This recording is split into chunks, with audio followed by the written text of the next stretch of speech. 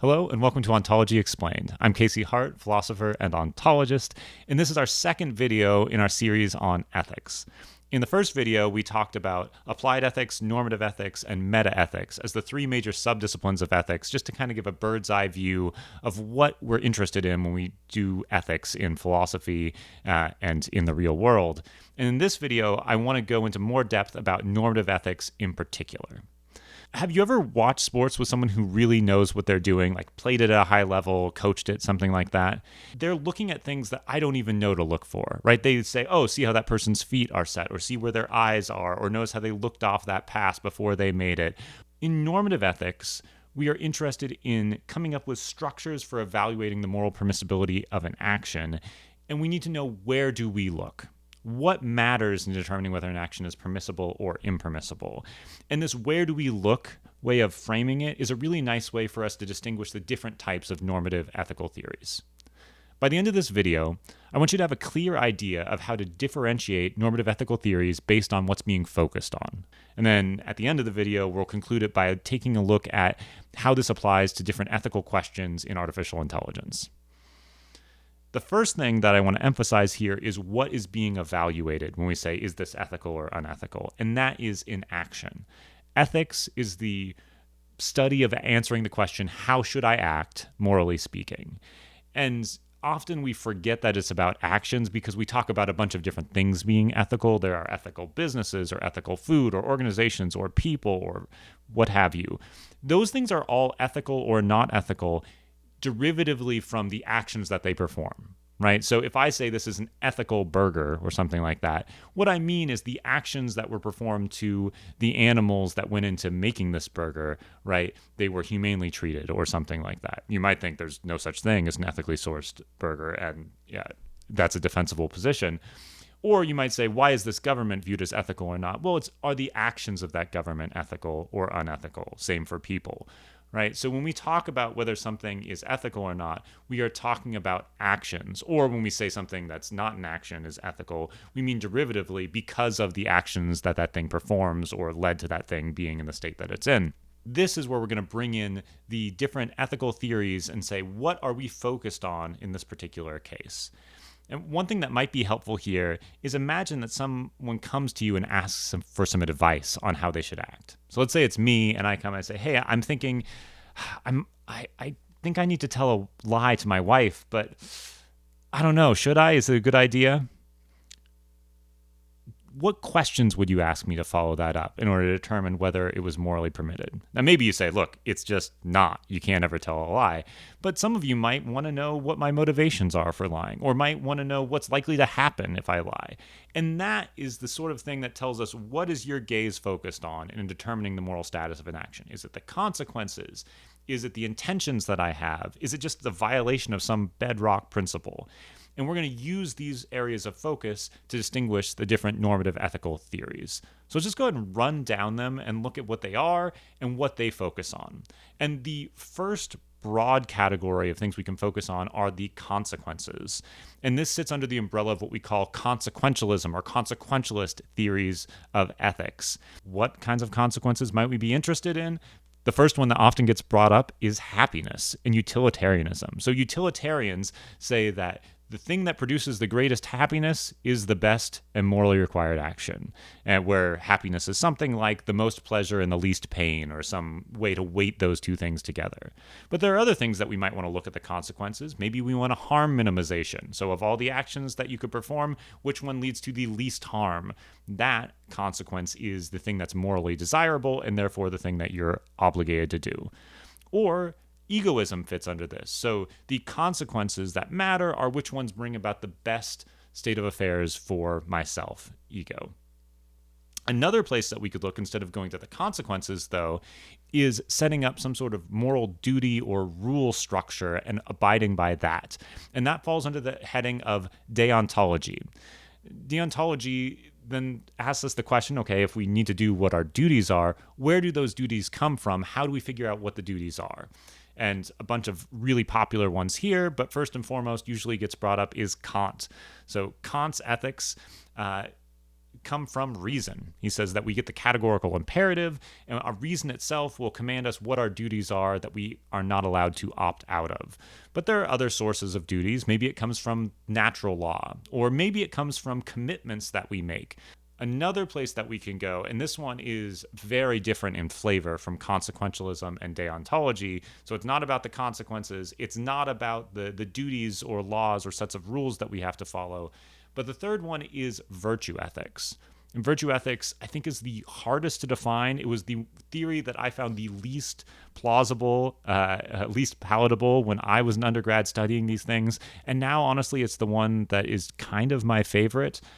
We'll say more about that perhaps in a future video. But virtue ethics asks the question, what is a good person?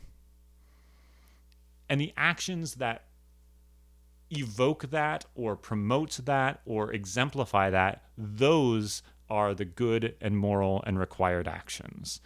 So again, I use lots of sports metaphors here, but if we were thinking about basketball and you say, okay, well, what is the right play or what is the right thing to do as a basketball player? You might start out with, well, what is a good basketball player? Let's just find the paradigm best basketball player and then say, what are the sorts of things that they would do?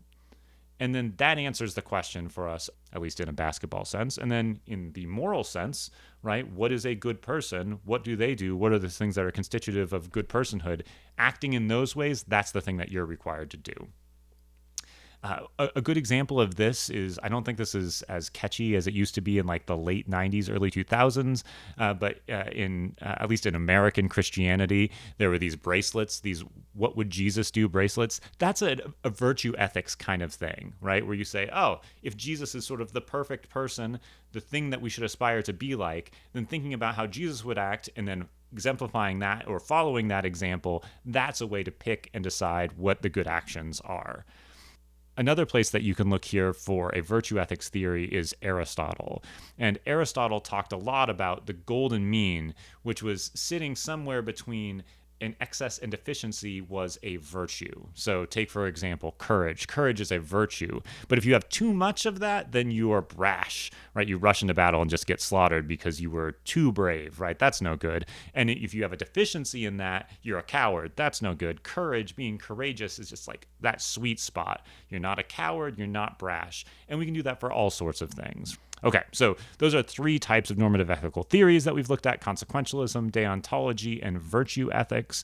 There are a few others that maybe fall into the above, but not super cleanly, that I just want to call out, and that's contractualism and constructivism. But constructivists say there are moral truths, but those normative ethics come about from a deal that we make with fellow members of society or fellow members in whatever our moral cultural group are.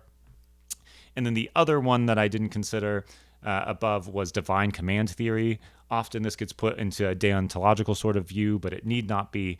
Divine command theory says that an action is morally required just in case the divine, God, requires it. It's permitted just in case the divine permits it. So divine command theory says, what do we look at when we're trying to evaluate the goodness or badness of an action? We look at God's commands. Does what you do, did that cohere with that? If so, great. If not, you weren't allowed to do it. So that gives us a bunch of different places that we can look to determine the ethical status of an action. Now, so far here, I haven't taken any stance on these. Maybe you found yourself more drawn to one of these approaches or another, or maybe you think all of them have something to offer. And I think any of those views are totally fine. But what I hope this does for us is it gives us an idea of the sorts of things that we could focus on. So if someone's acting, we can say, oh, do we look at the consequences? Do we look and see whether that lines up with the duties that those people had? Do we look and say, is that the sort of thing that a good person would do? Or does it violate a social contract? Or is it consistent with what God's asked us to do, right? Those are different questions that we can ask to help evaluate the moral status of a question. And maybe you think some of those are more viable than others, but this is the kind of work that you do if you're a normative ethical theorist. So what should we think about artificial intelligence from an ethical standpoint? Let's take the normative ethical different things that we can focus on that we were just talking about and apply those to AI. And the first question that I want to get out of the way before we get into more detail is just, can AI act? Right? So if our job when we're doing ethical evaluation is to say, is a given action permissible or impermissible, then when we talk about ethical AI, do we mean, is it AI that's doing ethical things? And I think, no, that's not what we're talking about in this case, because AI just can't act. ChatGPT is not doing things. In or it is doing things, but only in the sense that like your toaster does something, or my phone does something, or my water bottle is doing something. They're not agents capable of action. Instead, they are artifacts that are built and they allow humans to perform various actions, or they continue to run software or something like that on them. So in this way, when I say, is this ethical AI, I'm not saying it in the same way that I ask whether Casey is an ethical person. However, we can still ask the question about if it's not acting, how should we think about it in terms of being ethical or not? And we can say, if a person were to do it, would the person be acting ethically? So if you ask ChatGPT, I want to commit self-harm or something like that, how might I do that? And it gives you an answer. We can say that the AI is good or bad to some extent based on if a human were to give that advice, would that be good or bad advice from that human, right? So if the ChatGPT encourages you to commit self-harm and gives you a way to do that, we can say that's evil, right? That's morally impermissible. Why? Because if you asked me to commit self-harm and I said, yeah, you should, and here's how you could do it, that would be impermissible as a thing for me to do. Now, it's more complicated in the case of AI because the blame doesn't go to the AI system and instead goes to those who design it or maybe didn't foresee these sorts of consequences, those kinds of things. But then it's just more normal in how we would assign blame to someone for building an artifact that did good or bad things, right? So if you build an appliance and it leads to the third-degree burns for lots of people who use that appliance, then that's a moral problem for the company who's developed or manufactured that particular appliance. And we can say the same thing about artificial intelligence appliances, in my view. So when we're talking about the ethical status of actions regarding AI, let's just think about it from the different framework perspectives. So if we're a consequentialist and we're trying to think about how is AI going in society, that means that we should be thinking about, let's collect some data and let's see what the consequences are of increased utilization of AI within society. So we should be gathering a lot of information about maybe how people's happiness changes when they have or don't have AI. And we should make like pro and con lists and make decisions based on what is just going to have the best effects on society and on people. And on this view, maybe it's okay, right? On the whole, we're going to end up with some bad side effects, but we have some bad side effects of, say, having alcohol in society or having refined sugar in society. But we might think that on balance, it's worth it. Maybe we think that on balance, it's not worth it, but that's what consequentialists are going to do. They're going to take this, what are the results, and are they good enough or bad enough? And then let's just go from there. On the other hand, we can think about how to regulate artificial intelligence from a more deontological point of view. And this is, we've got some duties or rule structures that we're going to build. And often deontologists have more of a zero tolerance, like all or nothing approach. This is why like the 10 Commandments or something like that get put as a common deontological theory. And this suggests that maybe we should have some sort of code of conduct. So on a deontological view, that's something like what Asimov had in mind, right? He gave us 3 laws, which are a robot may not injure a human being or through an action allow a human being to come to harm. And second, a robot must obey the orders given to it by humans, except where the orders would conflict with the first law. And then the third law, a robot must protect its own existence as long as such protection does not conflict with the first or second law, right? So Asimov had in mind some sort of deontological view here, but a lot of the different groups that are talking about how we can solve the alignment problem are thinking about this in terms of let's establish a list of duties that AI needs to cohere to, and if it does, then it's permissible and ethical, and if it doesn't, then it's unethical. So that's got a deontological flavor to it. What about from a virtue ethicist perspective? Well, there we should just stop for a second and first get a clear view on what is a example of flourishing humans and artificial intelligence. Like, what does that ideal world look like? Maybe it's something where I've got like meta glasses on and it's helping me see the world in a better, clearer way. Probably not. Maybe it's that there's me and no artificial intelligence at all, because the most flourishing and healthy a human can be is living in some like agrarian electricity-free environment. Or maybe the solution is to have humans that just use AI like a few hours in the mornings as part of their work to make them more productive, and then they don't touch it again. Whatever that is, we start as a virtue ethicist with getting a clear picture of what flourishing looks like for humans and AI, if AI plays a role there. And then we seek out procedures and actions that push us towards that flourishing and away from some of the anti-flourishing cases. And then lastly, I think something like contractualism or constructivism makes a lot of sense here. And that's that what's good or bad, right, is determined by agreements among us. We sort of establish what the moral code is. And folks who are really into making petitions or lists of things that different companies and AI need to follow, that fits like a constructivist sort of approach. So if you find yourself thinking about artificial intelligence along any of these lines, maybe you want to borrow from some of those normative ethical theories that most clearly line up with the things that you want to see happening. So to sum everything up, normative ethical theories provide frameworks for how you assign moral status to actions, and these frameworks can be based on what sorts of things we look at. Consequentialists look at consequences. Deontological theories look at the duties or rules that you have to follow. Virtue ethicists decide whether the actions line up with what a flourishing or perfect or very good human or agent or whatever would be doing. And with those different framings in hand, we can take them and bring them and apply them to artificial intelligence. How would a consequentialist or a deontologist or a virtue ethicist think about these things? And even if you don't fall into one of those frameworks, or if you fall very cleanly into one framework, it can be useful to just go through an inventory of each of them to give you a different angle on the ethics of a given situation.